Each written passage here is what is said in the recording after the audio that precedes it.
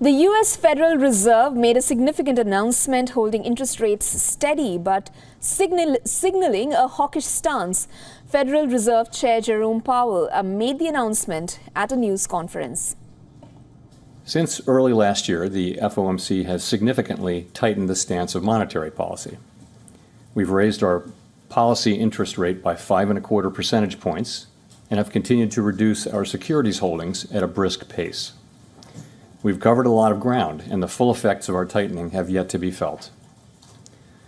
Today, we decided to leave our policy interest rate unchanged and to continue to reduce our securities holdings. Looking ahead, we are in a position to proceed carefully in determining the extent of additional policy firming that may be appropriate. These changes in monetary policy are closely tied to inflation. The central bank's main measure of inflation is projected to decrease to 3.3% by the end of this year, 2.5% next year, and 2.2% by the end of 2025.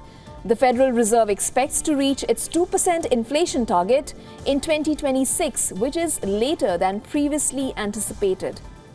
While Fed Chair Powell expressed optimism that these aggressive rate hikes may not trigger an economic downturn, he also cautioned that other factors could affect the Fed's outlook. The unemployment rate ticked up in August but remains low at 3.8%.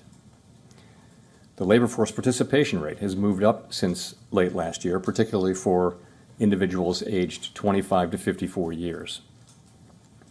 Nominal wage growth has shown some signs of easing, and job vacancies have declined so far this year. Although the jobs to workers gap has narrowed, labor demand still exceeds the supply of available workers.